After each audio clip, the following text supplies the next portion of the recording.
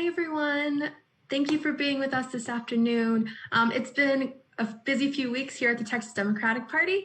We had a Black Voters Matter weekend of action, and just recently, this weekend, we reached out to 2 million voters, over 2 million voters through calls and text messages. Super exciting. And our guest today actually attended one of our text banking sessions as our special guest. And to continue the excitement, I want to introduce our guest for today. We have with us Executive Director of Progress Texas, Ed Espinoza, serving as moderator for the Townhall, and of course, Chrysta Castañeda, our Democratic candidate for Railroad Commissioner. So before we go into the Q&A and the rest of this, I'm just going to introduce Ed, and then he'll take it from there. So Ed Espinoza is Executive Director at Progress Texas, where he leads a team that focuses on message development and media amplifications for progressive issues. He also leads the organization's work on public opinion polling and provides political analysis for local and national news broadcasts. His background includes work on more than 50 political campaigns, including 5 presidential efforts, and serving as Western States Director at the Democratic National Committee. Ed, thank you for being here, and take it away. Thanks for having me. Really appreciate being here and looking forward to the conversation. You know, the thing I love about this, first of all, I love that you guys are doing this series. And second of all, I love that you're featuring Chrysta, because I've known Chrysta for quite a while and we've been pretty good friends. Hi, Chrysta. Nice to see you. And I love that she is running for one of the most important offices in Texas that maybe not a lot of people know a whole lot about. So as we dive in, I want to talk a little bit about Chrysta, and then I'll tell you a little bit about the office. Chrysta Castañeda is an engineer, a lawyer, and a community leader, and of course a mom. And after receiving her degree in industrial engineering from Kansas State University, Chrysta earned her law degree from Southern Methodist University, Dedman School of Law, where she graduated cum laude. As a founding partner of her law firm in Dallas, Texas, Chrysta focuses on oil and gas litigation in the upstream sector, as well as commercial litigation and products liability disputes involving technical evidence. Her winning verdict in Pecos, Texas for an oil and gas plaintiff has been recognized by the National Law Journal and named to the Texas Lawyers Verdicts Hall of Fame. Wow. In addition to her successful career, Chrysta has held leadership positions in a variety of nonprofit agencies focused on improving women's lives. She's a board member of the Texas Women's Foundation and was previously the board chair of Ignite Texas, a nonpartisan organization focused on building political ambition in young women. As our nominee for Railroad Commission, she's working tirelessly to stop the waste and abuse of our precious natural resources. As both an engineer and a lawyer, she knows the law, and she knows the technology that can help get us out of this mess. She's worked in the industry for over 3 decades, representing all kinds of people, landowners, operators, investors, and service companies. She has the right experience and education to make the Railroad Commission a better place and improve the environment for all of Texas. Chrysta, that is extremely impressive. We are very fortunate to have someone of your caliber be a nominee for Railroad Commission. Tell us a little bit about what it's like to run for the Railroad Commission and how important this office is to our livelihoods here in Texas. Ed, thank you for the introduction. It is such an enormous honor to be with you and to be the Democratic nominee in a hotly contested primary that lasted for 9 months. I'm proud to be here and speaking with you all, and we have an excellent chance to win this seat in November, including because there is no incumbent. One of our best chances to win statewide in over 25 years. But let's talk first about your very question, which is, why does this matter to folks? Well, maybe you know that it has nothing to do with railroads. It is the oil and gas regulator for the state of Texas. And unlike a lot of places, we actually elect our regulatory body, and this body has enormous power. It oversees oil and gas drilling throughout the state. It was the very first OPEC. It has the ability to control how much oil is produced and match it to the supply, because one of the very first things that the Railroad Commission is supposed to be doing is making sure that we are not wasting our precious natural resources. And so it is supposed to make sure that we don't end up in situations like we are right now, where because we're all in a pandemic and we're not driving to be with each other, we have an abundance of oil and gas and no place to store it. leading to environmental nightmares about what do we do with the excess supply. Furthermore, the Railroad Commission had the ability, and refused to do it under the Republicans, to make sure that we didn't have the catastrophic job losses that we are now experiencing as a result of the market demand being so mismatched to the supply. Companies are going out of business. Now, as Democrats, some who are invested in environmental causes and trying to avoid climate change might think that's a good idea. But let me tell you what the problem is. Not only do hundreds of thousands of our fellow Texans go without their livelihoods, but there's no companies to take care of remediating the infrastructure that would be left behind if everybody went out of business precipitously. Furthermore, 20% of our state budget is generated by oil and gas revenues in the form of taxes on severance taxes on oil and gas production, and royalties that come from state-owned lands. The royalties from state-owned lands are one of the fundamental underpinnings of our state education system. And frankly, friends, we cannot do without it until we get legislators in office who know how to find us a different source of revenue. But right now we're stuck with where we are. So the oil and gas economy in Texas is enormously important. The Railroad Commission has not only control over the things I've talked about, but it's one of the most important environmental bodies in the state of Texas. And because it has such a huge oversight of the oil industry, which has such a huge impact on the environment, this race is one of the most important races for our environment in the entire nation in 2020. That's how important us winning this election is. We know that the Republicans have historically said, we're doing hands-off type of regulation. Regulation is bad. Well, friends, for 100 years, we have known that we shouldn't be lighting on fire enough natural gas to power the city of Houston in the form of flaring. We have known for over 100 years that we shouldn't be intentionally releasing natural gas to the atmosphere because it is one of the most potent greenhouse gases we now know. But for our fellow Texans have known for 100 years that these are bad things for the environment and that they waste our natural resources, and that's why they're illegal. The Texas Railroad Commissioners have not been enforcing these laws. I am running to get the Railroad Commission back on track. We have to balance our economy and our environmental protections at the same time. I know how to get this done, and I look forward to serving you after November 3rd at the Texas Railroad Commission. Well, it certainly is one of the most important offices in Texas. In fact, earlier this year, there was a national news story that said that the Railroad Commission, which, as you mentioned, has nothing to do with railroads, a little truth in advertising issue that we have going on here in Texas. But one of these national publications said that this is one of the most important offices dealing with climate change in America. One state having one of the offices that's most important. So I want to ask you a little bit about that. And you touched upon this already, but let me ask you to delve into it a bit more. Because there can be confusion over what a railroad commissioner does based on the title of the position, can you go into a little more detail? Tell us what the typical duties of a railroad commissioner include. How many people serve on the board? How often are they elected? Well, how did we get here? Sure. So the Railroad Commission is one of our oldest agencies. It's over 100 years old. There are 3 railroad commissioners. All are elected statewide, and one is elected every 2 years. And if elected, I will serve a 6-year term. So they meet together. The body functions a little bit like your county commissioner's court. It's just there are 3 people. So they're involved in a variety of things. There could be contested issues to come before the railroad commissioners to decide, such as, for example, one of the things that's always coming before the Railroad Commission is what they call flaring exception permits. So I already mentioned the flaring is the intentional lighting on fire of natural gas. We spend billions of dollars to drill wells in the Permian to get the oil.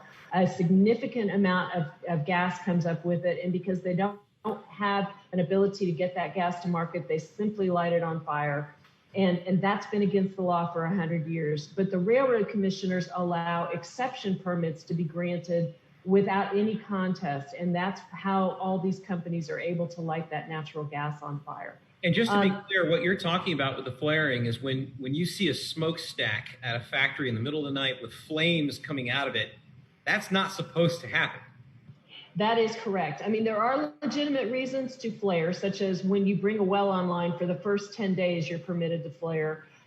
Some of the processing facilities, in Houston, you'll see the refineries. You might see a stack on fire occasionally there when you're taking in what they call, startup or shutdown operations. You might have a need to burn that gas, but you shouldn't be burning this fuel all the time. And right now, we're burning enough fuel in the Permian Basin, West Texas, that you can see it from outer space. If you look at Google Earth, you will see the flares. It'll look just like, the East Coast is lit up with lights. Well, West Texas is too, but the lights are from this flared gas. And again, if we converted it to electricity, it's so much energy that it would power the city of Houston continuously when these oil rigs are up and running. So you have been calling for transparency at the Railroad Commission through a name change, we talked about a moment ago, but also for calling for authority to balance all forms of energy, including renewables and clean energy. Can you tell us a little bit about what a name change, as well as widening the reach of the department, would look like? Yeah, so the Railroad Commission has nothing to do with railroads. So why are we calling it the Railroad Commission? It hasn't had anything to do with it for over 15 years. And It won't, again, because that's all done at the federal level now. So we ought to be calling it the Oil and Gas Commission as it's currently configured. Now, I also talk about the fact that our regulations in Texas are kind of this patchwork quilt, and there's a lot of holes in the quilt. For example, the Railroad Commission doesn't have any jurisdiction over renewable energy, and we don't really have an agency that does. The TCEQ, the Texas Commission on Environmental Quality, has jurisdiction over some of the air quality issues, but the Railroad Commission doesn't have. And truthfully, there's not been historically a really good way that the agencies work together to protect the environment. So I encourage the people who are running for the state ledge or who are legislators to think about how we have an agency that addresses the energy needs of all of Texas, renewables, historical mining activities such as oil and gas, but also has an eye on air quality. Excuse me. Let me, while you're doing that, let me take a moment. And we've talked about flaring quite a bit, and I want to go back to that for a second, because I think that is not only a major component of your campaign, but it's something that almost every Texan has seen at one point, right? Like I worked in Beaumont for a little while for former Congressman Nick Lampson, and you would go down the street and you would see these flares in the middle of the night as well. I want to talk a little bit about how flaring affects the health and well-being of the communities around these oil and natural gas sites, how it affects their physical health as well as their mental well-being and such. Like what kind of an impact does it have, and how can the Railroad Commission play a part in that? Well, I mean, if we stopped flaring, we would mitigate a variety of human health concerns. And obviously, we don't want to just put out the lights and have the gas vented into outer space, because that's it is worse. Okay, so if we stop the venting and the flaring, what do? We eliminate volatile organic compounds in the form of particulates that lodge themselves into the lungs and cause asthma. We just saw that there is a study showing that pregnant women living within proximity to flares are 50% more likely to have a premature birth and low birth weight baby. And we know, of course, that environmental justice is unjust, and that communities of color are impacted by this to a greater degree than traditional. I'm so sorry. That time of year. It's that time of year. Well, and I've been dialing for dollars all afternoon, so my voice is very tired. Good. I think everybody likes hearing that. Everyone likes to know that their candidates are out there working hard every day, not just on the issues, but also on the mechanics of the campaign. I want to move on to another question. We talked quite a bit about flaring and renewables. What I want to also do is, because this is such an important office pertaining to climate change, I want to focus a little bit more on how the Railroad Commission can work on combating climate change and how you personally can make sure these efforts are made. Obviously, someone like yourself on the commission would be a sea change compared to the put leadership in quotes that has been there for a while. And how can the addition of a Chrysta Castañeda really help us with our efforts to fight climate change on this commission? Great question. So the industry acknowledges now that climate change is real and that it is enhanced by carbon extraction, including oil and gas operations. One of the things we need to do is make sure that we stop venting, which is the intentional or unintentional releases of just natural gas into the atmosphere. And again, it's 80 times more potent than greenhouse gases. And if we plug the leaks in the equipment and we make sure that no one is intentionally venting, we can have a huge impact on climate change. We can now do remote sensing. You know, one of the things that the Obama administration had put into place was a methane rule that required remote sensing of this vented gas.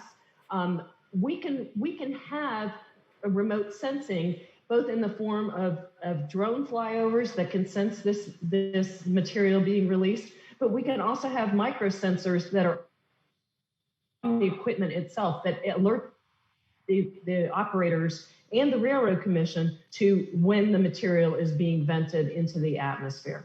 And these are things that the Railroad Commission has jurisdiction over, but frankly, the current railroad commissioners have no will to enforce because of their Republican view on regulation and really their antipathy towards government. Let me ask you, with regards to those Republicans that you mentioned, not just those on the Railroad Commission, but also those who have just been in government positions here in Texas and at the federal level lately for a long time, combined, these lawmakers have contributed to the furthering of climate change and loosening environmental protections. How can the Railroad Commissioner ensure that existing laws are followed when they haven't been for so long? Well, again, you know, we knew in the 1970s and 80s, and frankly, the 1930s, that these things that we're allowing to be done now are bad ideas. And frankly, half of the industry is speaking up about the fact that these are bad ideas. This is a very unusual election cycle in that we have responsible industry players who want a level playing field, having a consensus with those of us who are concerned about the environment and climate change on these are the things that should be done. Now, as a Democrat and as one of only 3 on the Railroad Commission once elected, one thing I will be able to do is to stop having flaring and venting permits go through on consent agenda, okay? Because it takes 3 people to consent, and if we no longer consent, then we're gonna have to have some hearings over this. And because I have been talking about this issue, they are already starting to do some of the preliminary work to shut down some of this excess gas flaring and venting. Now, mostly they're just talking about gathering information, which was a great idea 6 years ago when the problem started. We need to be acting, but at least we are starting to gather the information. So I want to commend everybody for paying attention to this issue and for listening to my campaign and for supporting me in talking about it.